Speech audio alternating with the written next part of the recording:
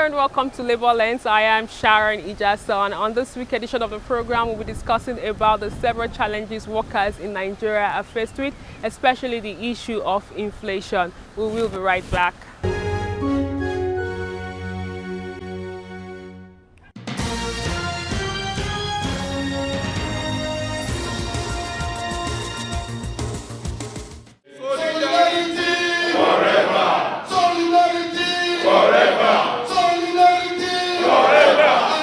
Organized Labour has pleaded with the federal government to devise a special arrangement to ensure that forex is made available to genuine manufacturers, only to enable them to increase local production of goods to stimulate businesses.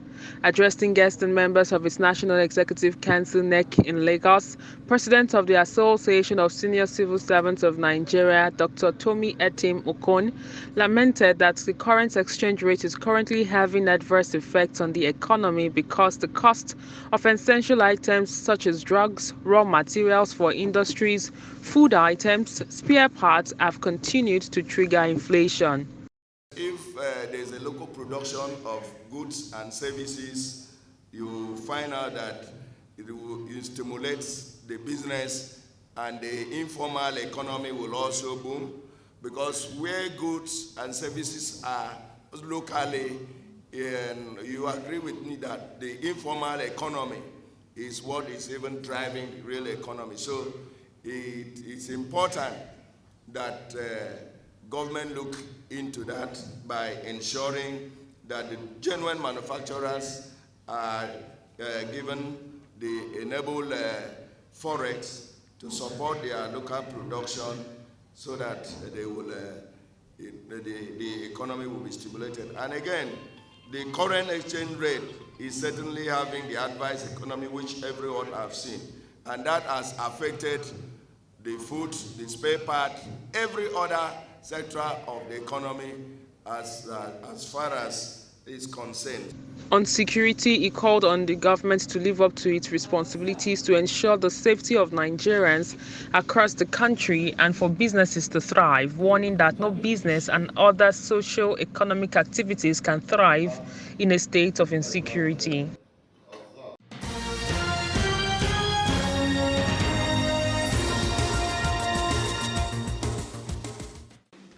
It's the first National Executive Council meeting to be presided over by the new president of the Academic Staff Union of Universities, Professor Victor Osodeke. The meeting extraced the state of the nation with particular focus on the Nigerian university system.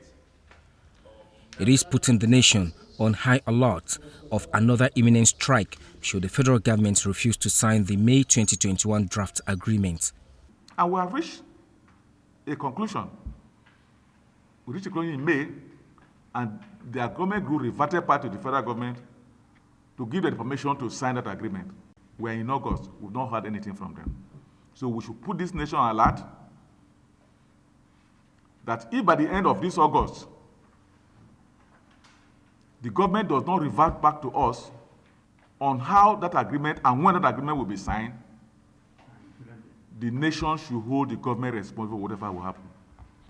Worried about gross underfunding of the Nigerian universities, especially state-owned and private universities, the union says proliferation of universities without commensurate funding makes a mockery of these citadels of knowledge.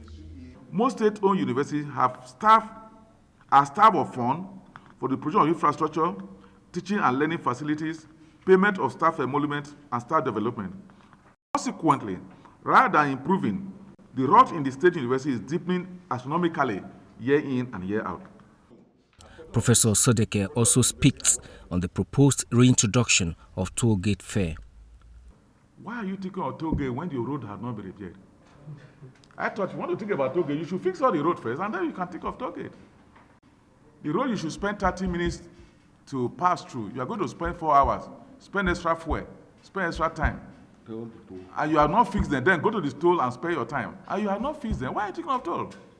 That's why the position of the president, even though he said it's a personal position, and my own analysis is also a personal position, our own conviction is that put in place the structures that will give your citizens alternatives, and then you can go ahead and introduce whatever toll you want to introduce. ASUU urges the government to tackle corruption headlong, use intelligence to fight insecurity, and use homegrown solutions to solve the nation's problems. As we all know, the Nigerian government have a way of giving you with the right hand and they take it with the left, because since the conclusion of the last minimum wage, a lot of government policies have actually eroded the value of the naira. A good example is the recent tariff, the recent increase in electricity tariff and that of the price of PMS, because these are the things that an average Nigerian worker or masses actually survived on. So from the moment you tamper with the price of PMS or electricity tariff, you are directly attacking the average Nigerian. So unfortunately, since they've done that, you can see the prices of goods and services have skyrocketed, and coupled with the negative effect of the COVID-19 pandemic, we saw the impact it has actually had on the world of work. We saw a lot of private sector organization laying off workers, and a lot of these companies actually depend on, we are an import-dependent country. So most of the raw materials by manufacturers and all that, they're actually importing those things from outside. These people depend on Forex. And by the time you check the exchange rate, it's a chaos. Nothing is actually working for now. Their priority rights. 30,000 naira minimum wage is a law which is well established under the exclusive legislative list. And we cannot compromise anything short from that. That's one. Two, the essence of the consequential adjustment, it was as a result of the fact that if you are paying somebody that hands 18,000 30,000 naira, definitely the salaries of level 2, level 3 will surely be eroded. So that is the essence of the consequential adjustment. But presently, there is no state that can tell us that they cannot pay 30,000 minimum wage, only if they refuse to set their priority rights. That's exactly what we have been saying. Then presently, in another 2-3 years, we should be clamoring for another minimum wage as signed between the Labour and federal government. It is expected that there will be a tremendous improvement in economic crisis which we are into presently. In this circumstance, I would say that it is right and it will be of great benefit to the Nigerian economy and of a good to the workers for the wages to be reviewed in line with the exigencies we now have ourselves.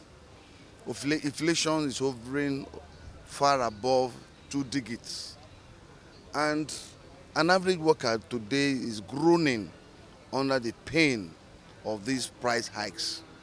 To a very large extent, I would submit that employees of labor, especially government in this instance, should consider very strongly an upward adjustment of workers' salary to meet and give decent life, decent living to the people. I don't know how anybody can survive and how we have been surviving on the present circumstance. And that is why most of the workers can hardly take care of their personal health, because they are daily under pressure to meet transportation and feeding expenses and doing virtually nothing after those 2 decades. On the profile interview segment this week, I will be speaking with the Secretary General of the Association of Senior Civil Servants of Nigeria. He spoke to me about the several challenges pensioners are faced with vis-a-vis the current realities that Nigerians are faced with in terms of inflation, and also the possibility for a review in salary for workers. It's good to have you on the program. Thank you very much, madam. A lot has been happening in the public space, and of course we've passed through the stage of talking about the minimum wage, implementation of it, even though we know some states are yet to implement fully. I would like to actually ask you about one of the top issues that the senior workers have been discussing recently, and that is the issue of gratuity and pensions. And can you bring us up to speed what the concern of the Secretariat is to this regard? Yeah, our concern in respect of the issue of gratuity is very clear. Since the enactment of the new Pensions Act in 2004, the federal government and the state government, they've stopped paying gratuity, even though the law does not expressly state that gratuity has been stopped. And in the private sector, we report with every sense of responsibility that they are still paying gratuity. So we see this as a drawback on the part of the government, and we've been mounting pressure at every function on them to see that they restore the issue of payment of gratuity. And we've heightened pressure now. We've written to Mr. President. It has been presented at the level of the National Public Service Negotiating Council. We've approved. So we expect it to go to the National Council on Establishment. We have some challenge at that stage too, because we are not part of that council. And if the thing gets there and you are not there to present what is supposed to be your baby, it becomes a different thing. So, but in spite of that, we have engaged the presidency. And I understand that Mr. President is looking into this issue. It will pay everybody, including the state system, to restore payment of gratuity to workers. This issue of gratuity we are talking about is without prejudice to the entitlement of workers under the contributory pension scheme. They have a percentage which they contribute, that is 8%. The government has 12%, that's a different. We are talking of gratuity, a sort of handshake, thank you, that you've been with me for the past 35 years or thereabout, and you've been with me for the past 60 years or so, depending on what the age of retirement is in your sector. And you are now living. You agree with me that at that stage, there's nothing meaningful you can do again with your life. A lot of people have tried going into business. It's something that is alien to what you've been used to. Are you saying now that these are some of the challenges that it's the major challenge pensioners are faced with at this point, owing to the fact that there's no gratuity, and most of them don't even get their severance package almost immediately after retirement? Exactly, because you see this contributory pension thing, when it was 7.5% for each of the employer and the employees, 15%, you discover that even some directors will retire, what they collect at the end of the day is not up to 5 million naira. So you now want to look at someone that has worked for 35 years, is now 60 years plus, is leaving, you are giving him 5 million naira. And you know the age we are now, this person may still be able to live for the next 20, 25, 30 years. So how do you distribute 5 million? So his standard of living will just nosedive. And in most cases, this has led to sudden death on the part of most retirees. And that's why we are now saying that let us restore the payment of gratuity. So that's a lump sum. If you collect that lump sum based on the percentage or the rate they were using during the pay-as-you-go arrangement, it goes a long way. You can use it for something tangible. You understand? And when you settle down well, you are transiting from a life of somebody that is collecting a lot at the end of the month. You are transiting to another life that there is no alert. You are not going to depend on what you've been able to work for over the years. But unfortunately, the level of income here is very low. We felt that, okay, let us start from this gratuity thing. If the government can accede to our request, which I believe very strongly they should, we are appealing to Mr. President as the father of the nation to bend backwards, look into this matter. Before he leaves, let him do something. So it won't do much harm to the economy. In fact, it's going to reflate the economy. It's going to rejig the economy. The economy is going to be the better for it. People will have more money in their pockets. They will be able to buy goods and services. The industry will also thrive because they will also produce more goods and services, which those who are coming with additional funds to take care of their lives will. So it's a cycle. And we believe very strongly that if we're able to achieve that, then we move to the next thing. I'm aware that there are some pensioners that have actually retired from the system and they are yet to receive any amount of money. Some of them are even faced with the challenge of even receiving their gratuity and pensions. Even the monthly pensions is not coming in as it should come.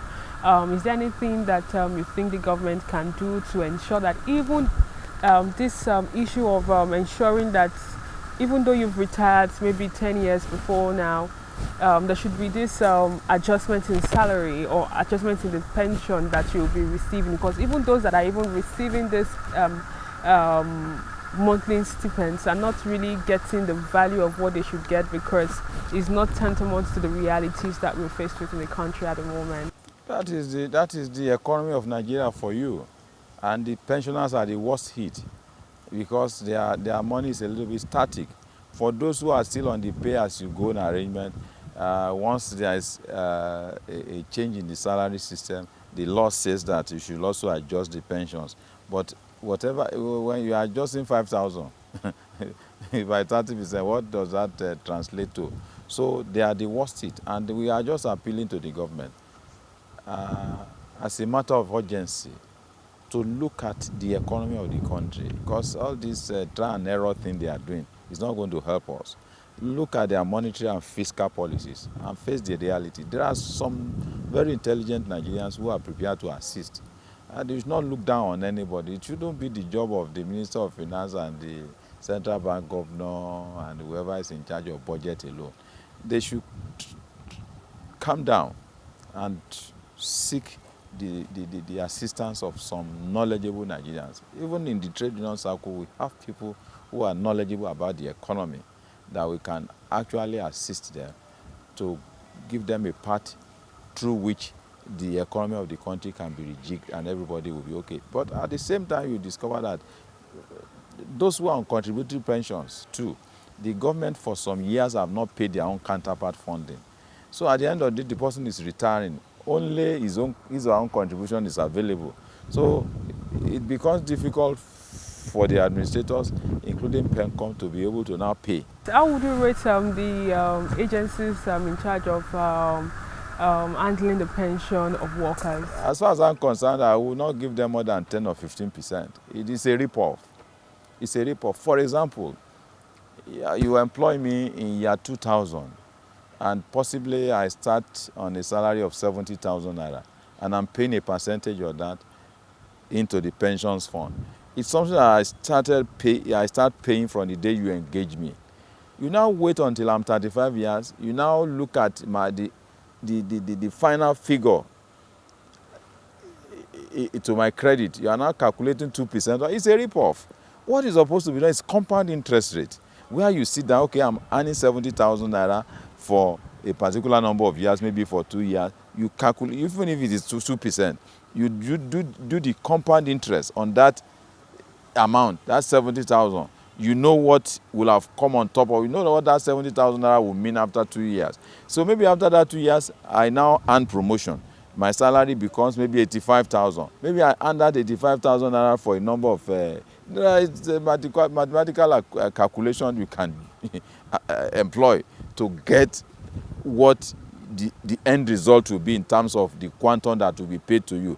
But unfortunately, the day we raised it, they pretended as if they don't understand this Swahili we are talking about.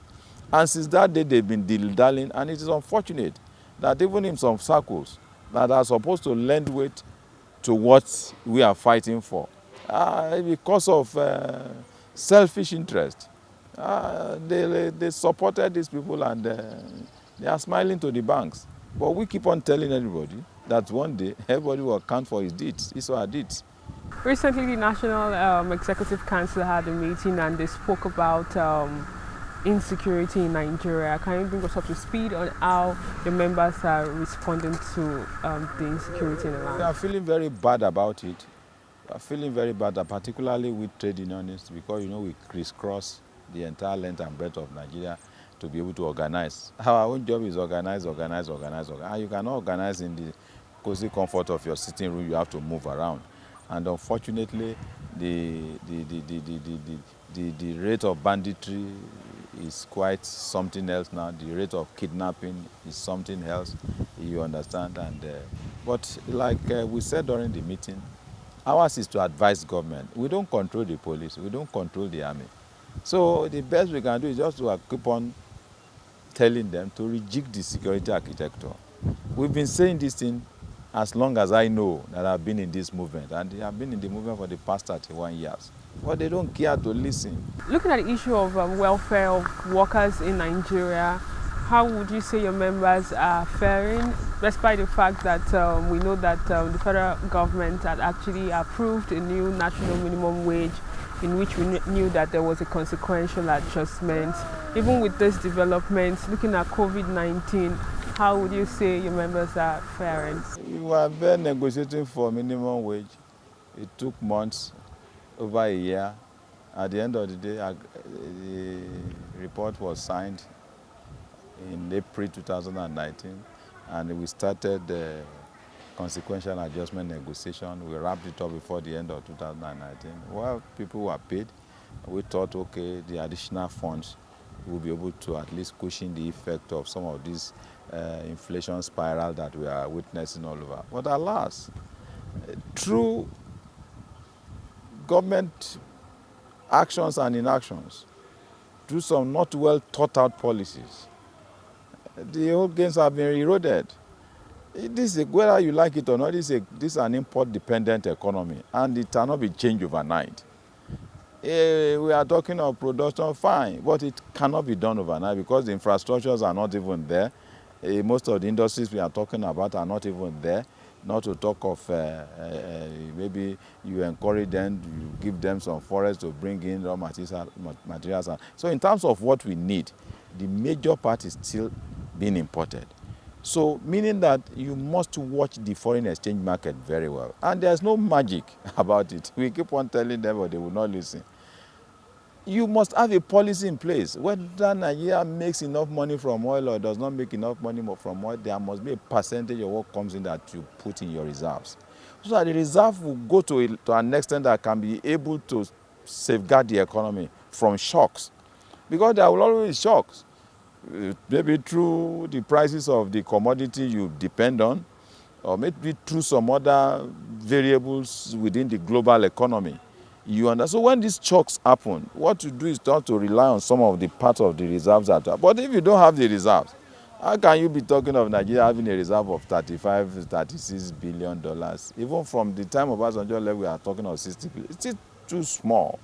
This country should be having not less than $500 billion, and this thing cannot be achieved overnight. There must be a policy in place that whichever government that comes up, a percentage of what comes in, there should be a legislation on it.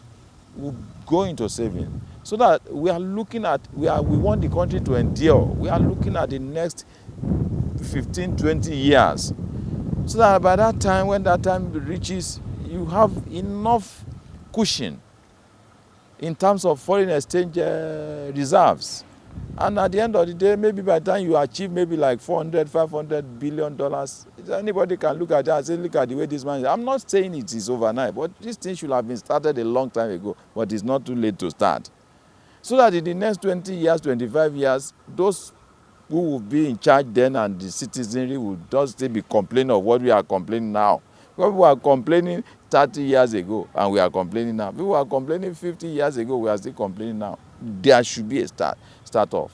But since we know the U.S., even leave the U.S., even come into areas like Egypt, Tunisia, go to Dubai, go to even some of the Middle Eastern countries, their exchange rate to the dollar has maintained almost the same thing in the last 30 years that we know them.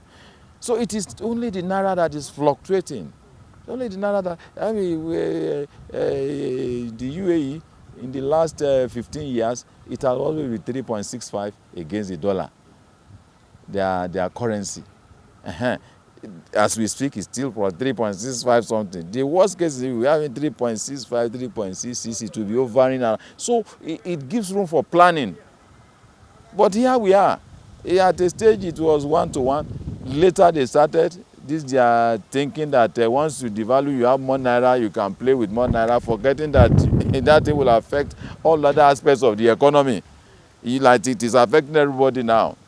This jump from 360 naira to 500 and something naira, it has affected almost everything. Even this conference we floated, this our NEC meeting, the cost has moved up by over 70%. Can you quickly give us some of the solutions that you think we need to ensure that the economy is one that will thrive? Yeah, we have to start from the foreign exchange arrangement. We have to start from there. Unfortunately, they've moved it up to, it's now about 500 and something in the black market now, and every other phases of the economy have adjusted to that. So it becomes difficult for someone to just come by fiat and say it is now 200. It is not done that way. So it's a gradual thing. What I'm saying is that let them look at what the receipt is all about. Look at the percentage of that receipt, foreign exchange, that it becomes a law. It goes into the reserves. You have to live with what you have. All these borrowings is just for a short while. It comes to a period that even those who are encouraging you to borrow, because they have enough money, they need interest. They have also started shouting now that the rate of borrowing is maybe going above the accepted limit. So they've started complaining because they are also now looking at it that the way these people are going, they may not be able to refund. Thank you very much for your time. My pleasure, madam. And that's all we can take on today's edition of the program. Join us next week for a fresh edition of the show. I am Sharon Ijason. Thanks for watching, and remember that labor creates wealth.